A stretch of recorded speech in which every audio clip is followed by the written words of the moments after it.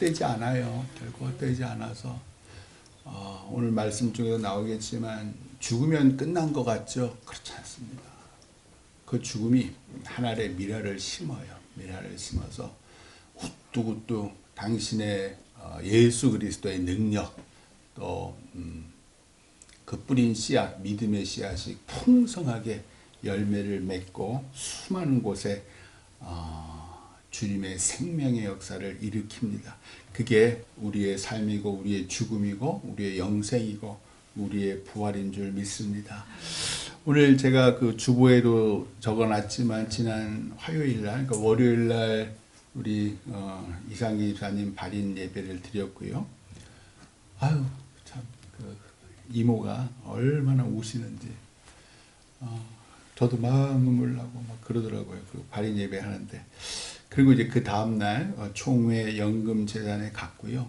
감사하게도 많은 분들이 도와주셨고 반대하시는 분들도 한 3분이나 있었는데 참 하나님의 역사로 잘 통과돼서 금토교회 이름으로 대출은 안 되고 총회 유지재단에 저희가 속해 있잖아요. 총회 유지재단에 대출이 되고 총회 유지재단에서 우리 금토교회로 대출이 되는 걸로 결의를 했어요. 그래서 마지막 단계는 이제 총회 유지재단이 열려서 그 연금재단으로부터 이제 돈을 받아서 우리한테 주는 걸로 결정이 되면 이제 요 대출 문제는 이제 끝나고 터파기는 하고 우리 장로님 기도해 주신 터파기는 이제 아마 4월부터 시작이 될 줄로 믿습니다.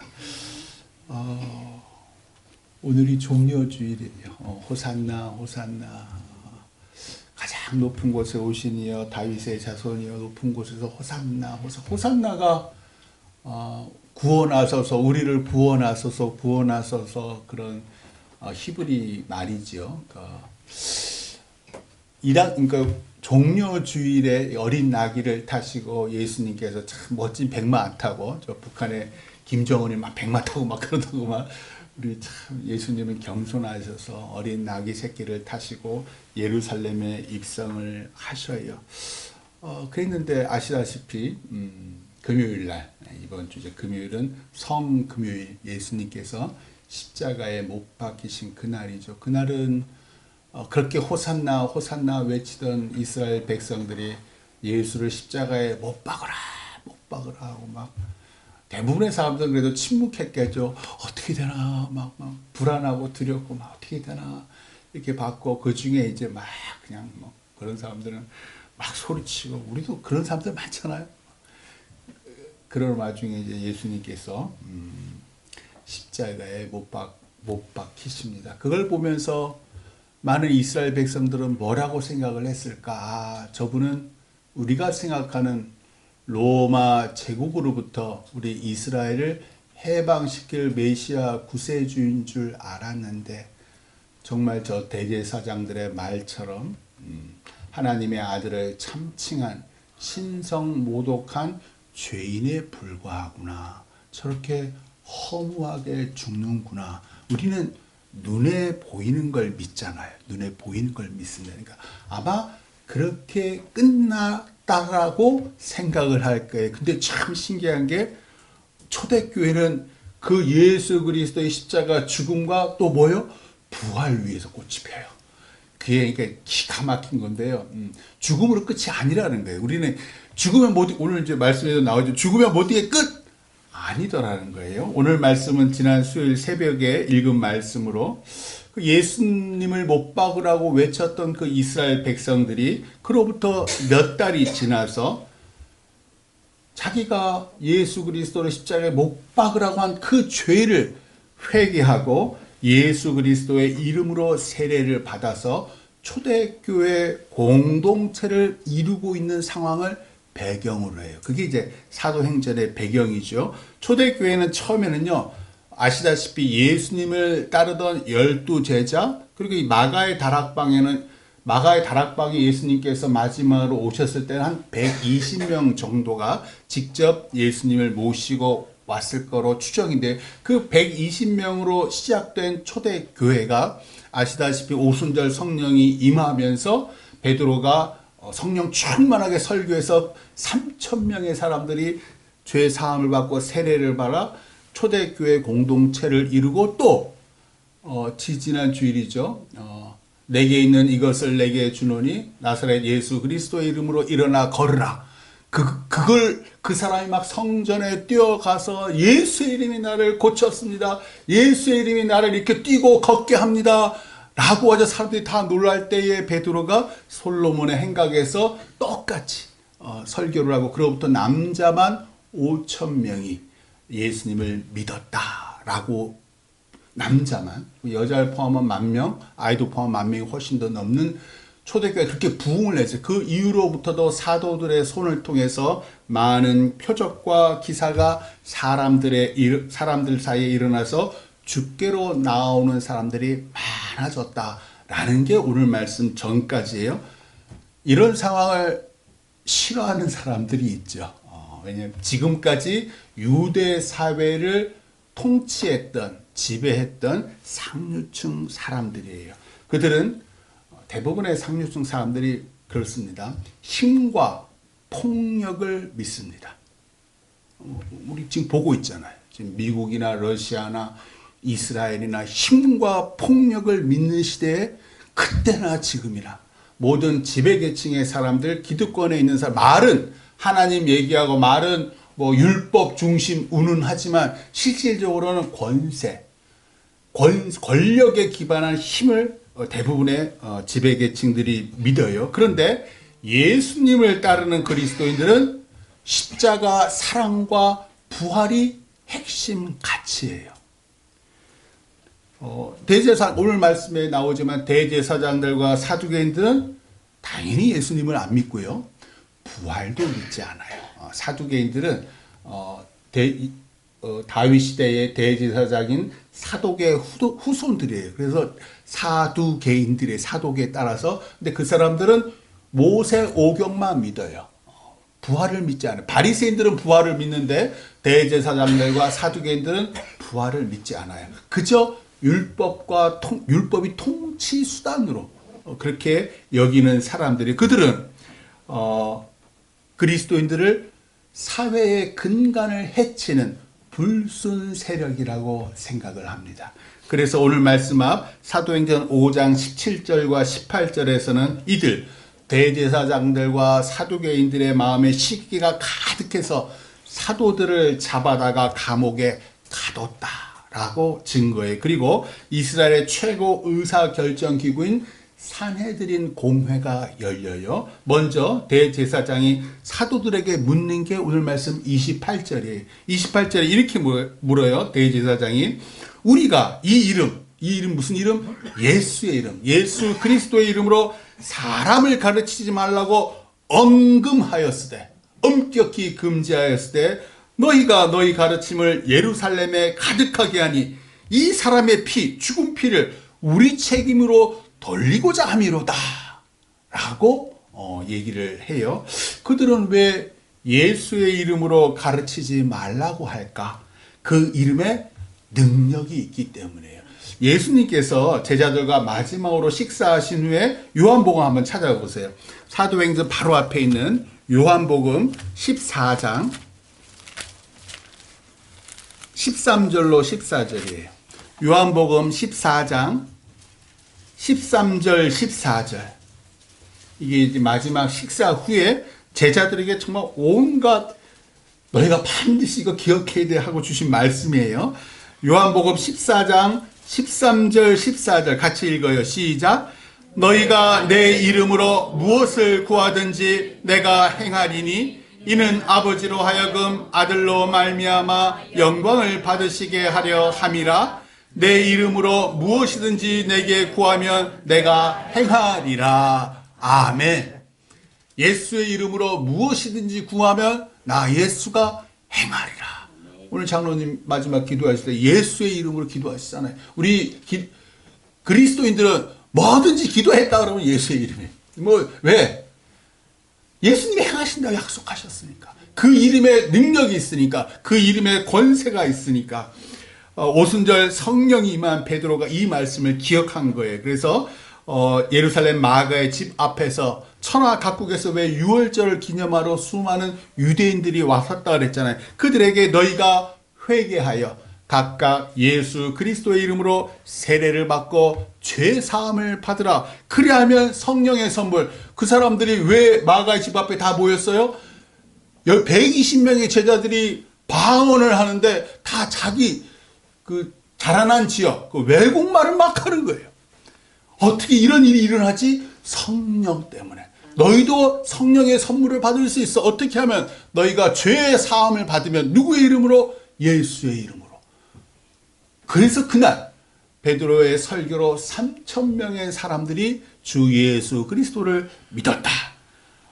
당시 죄사함의 관세는 누구에게 있다고 믿었다고요? 여호와 하나님만. 근데 예수 그리스도의 이름으로 죄 사함의 권세를 받는다니까 사람들이 깜짝 놀라는 거죠. 완전히 다른 얘기인 거예요. 어디 그때 그뿐입니까? 태어날 때부터 왜 걷지 못하던 성전 미문에서 구걸하던 사람을 본 베드로가 은과 금은 내게 없거니와 내게 있는 이것을 내게 주노니 나사렛 예수 그리스도의 이름으로.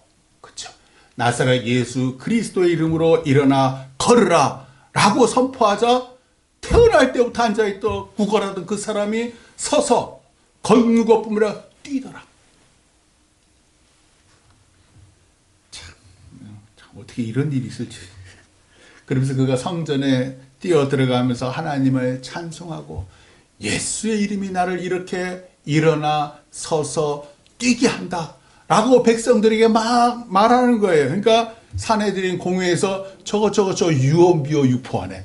그리고 베드로와 요한과 이 성전 미문에서 늘 앉아 있었으나 지금은 서서 뛰고 걷는 그 사람을 같이 잡아갑니다.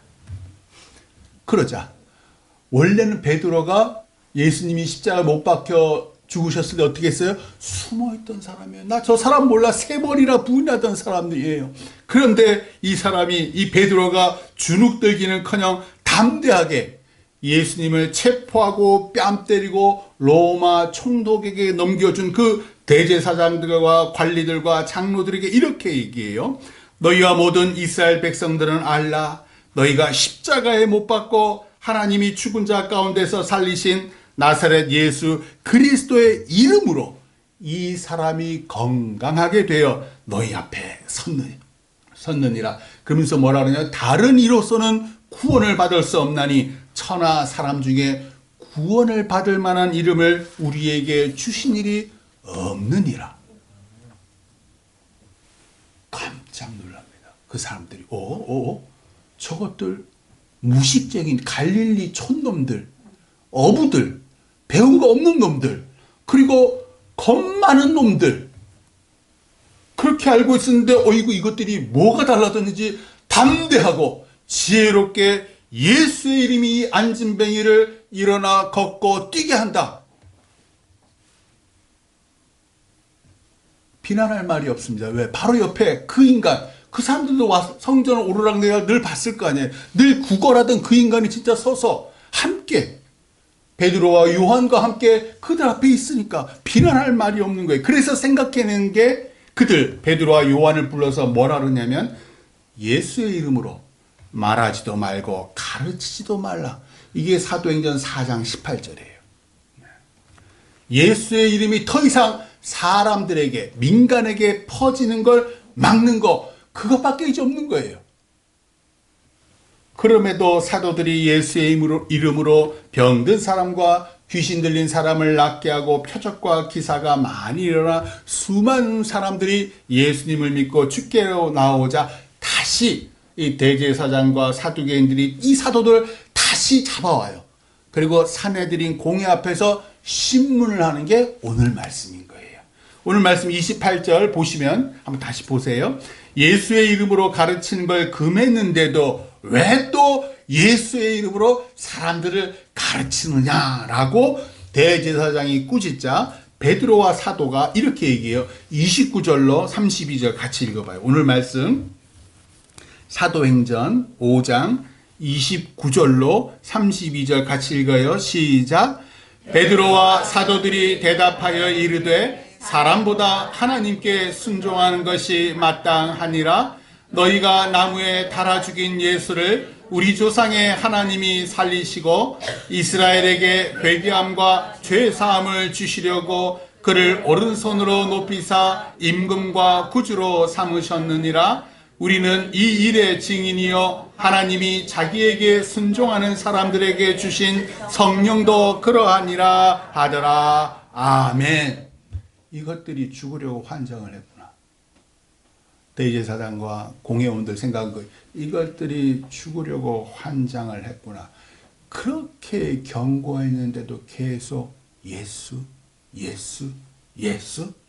크게 누워서 그 사도들을 없이하고자 할 때에 당시 백성들에게 존경받는 율법 교사이자 뒤에 나오는 바울, 사도 바울의 스승이기도 했던 가말리엘이 일어나서 사도들을 밖에 나가게 하고, 우리 지난 총회 연금재단 회의 때도 저희는 못 들어갔어요. 당사자들은 나가라.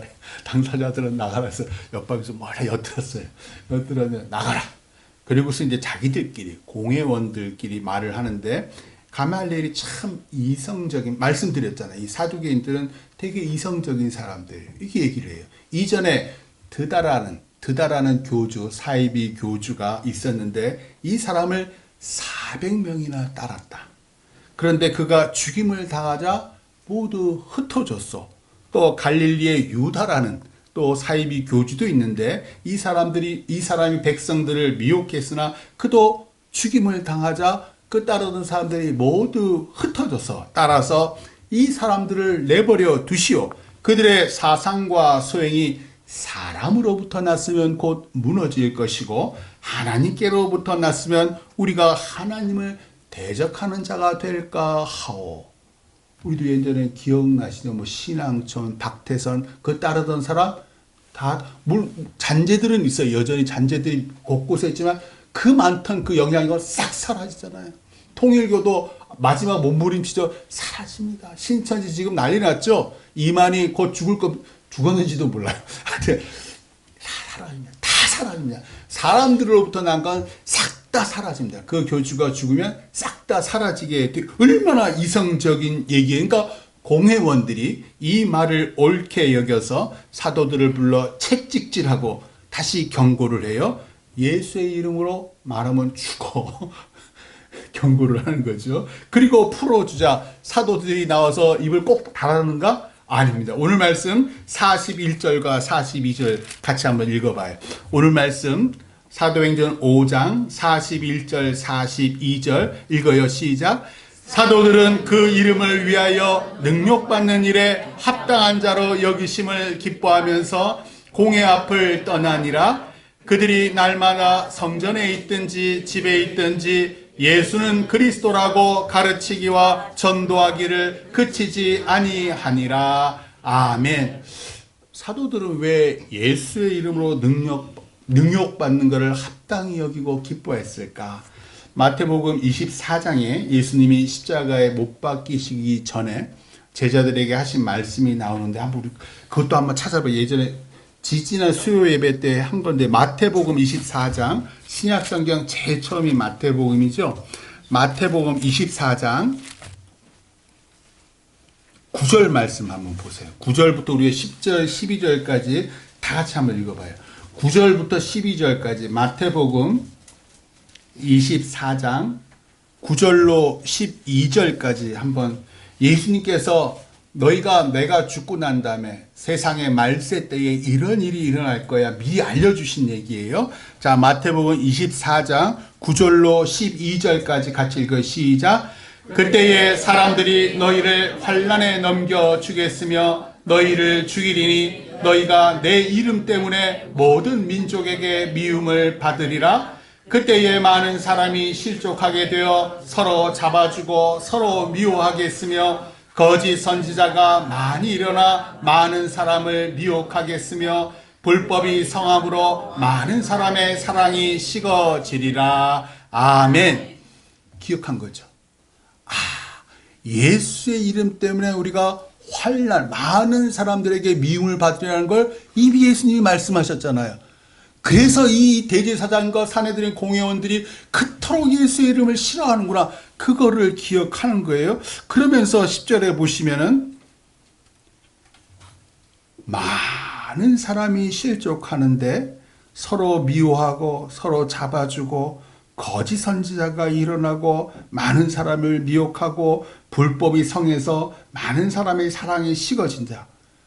요즘 대한민국이 이단 사이비 교주뿐만이 아니라 강한 정치적인 성향을 가진 목사들로 인해서 하나님 사랑과 이웃을 향한 사랑을 외치는 게 아니라 상대 저쪽의 정치인들 죽여라, 감옥 보내라. 어떻게 목사의 입에서 그런 얘기가 나오는지. 근데 거기에 성도들이 꿀떡 넘어갑니다. 그걸 세상 사람들 보면서 뭐라고 생각해요? 아니, 저 사람들이 그리스도인인데 저 목사와 저 성도들은 바깥에 나와서 계속 저런 얘기는 안 해. 많은 사람의 사랑이 식어집니다. 또 요즘에 전쟁이 벌어지잖아요. 이스라엘의 네타냐후, 이스라엘이잖아요. 여호와 하나님을 믿는 나라의 지도자예요. 미국의 트럼프, 성경책.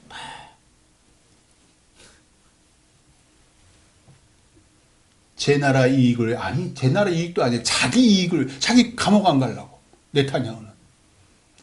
트럼프라는 사람은 자기 기업. 어떻게 그런 일들이 백주대낮에, 그것도 믿는 나라에서.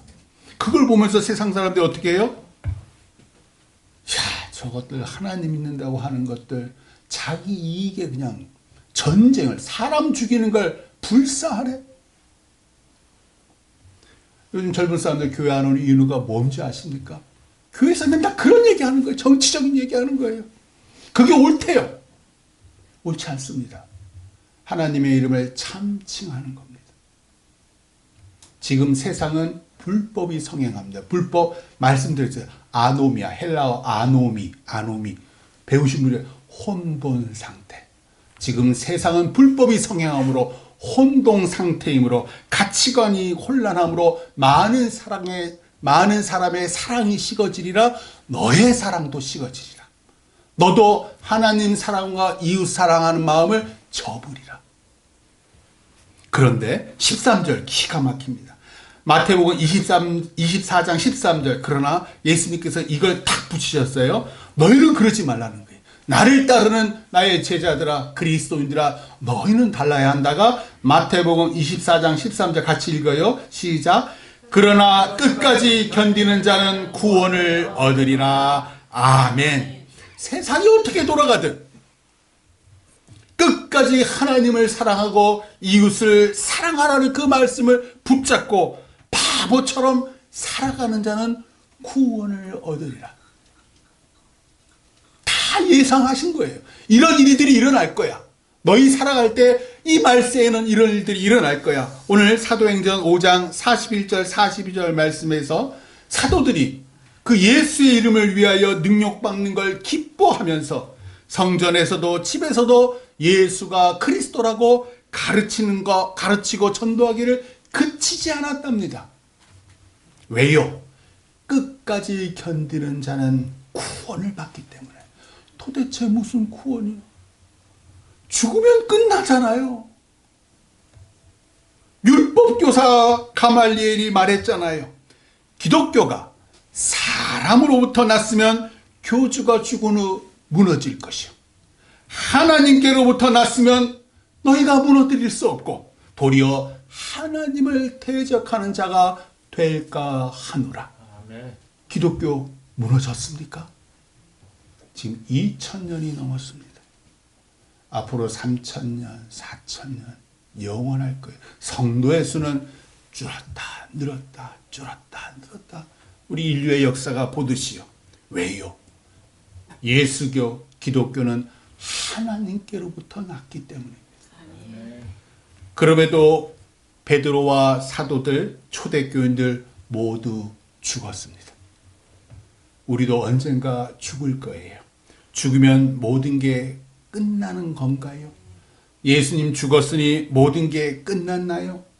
베드로가 죽었으니 베드로의 모든 그 삶이 다 부정당했나요? 지금도 우리는 읽고 있잖아요. 21세기 우리 기독교인들이 베드로가 어떻게 살았는지, 베드로의 설교가 뭔지, 베드로가 산헤드린 공회에서 얼마나 담대하게 예수 그리스도의 이름을 증거하는지 우리는 여전히 읽고 살아갑니다. 그 믿음의 삶을 본받으며 살아가요. 이상기 집사님 돌아가셨으니 이제 끝인가요? 모든 게 끝났나요? 그분이 이 땅에서 살며 남기신 신실한 삶, 저는 아직도 기억해요. 제가 개척했던 그 믿음교회에서 청소하시고, 한 번도 제가 그런 얘기 부탁한 적이 없어요. 본인이 늘 오셔서 새벽 예배 끝나고 난 다음에 청소하세요. 늘 와서 목사님 교회 전단지 주세요. 왜요? 저 태평일동에 저 복음을 모르는 사람이 제가 가서 한번 전도하려고요. 얼마나 더 착하게 사셨는지. 아내와 자녀와 손주들의 삶에 깊은 흔적을 남기셨습니다. 어디 그뿐입니까? 죽었던 예수님이 부활했습니다. 예수님이 체포되고 십자가에 못 박히자 그 벌벌벌 떨며 마가의 다락방에 숨어있던 제자들이 어떻게 저렇게 담대하게 지혜롭게 산헤드린 공의 그 상류계층 대제사장 그 앞에서 담대하게 예수님을 증거할 수 있었을까? 예수님이 부활했듯 나도 부활할 거라는 믿음이 확고하게 있었던 거예요. 왜? 눈으로 봤으니까. 왜? 내가 그분의 못자국난 손바닥과 창자국난 그 옆구리와 아니 같이 대화하고 같이 생선 한 토막 같이 나눠 먹었으니까 그걸 40일 동안 했습니다. 사도행전을 쓴 누가는 누가복음 24장 36절부터 부활하신 예수님이 제자들에게 나타나신 걸 세세하게 기록하는데 제자들이 부활하신 예수님을 영으로 생각하자, 환영으로 생각하자. 예수님이 같이 한번 읽어봐요. 누가복음 24장, 마태복음 뒤에 있습니다. 누가복음 24장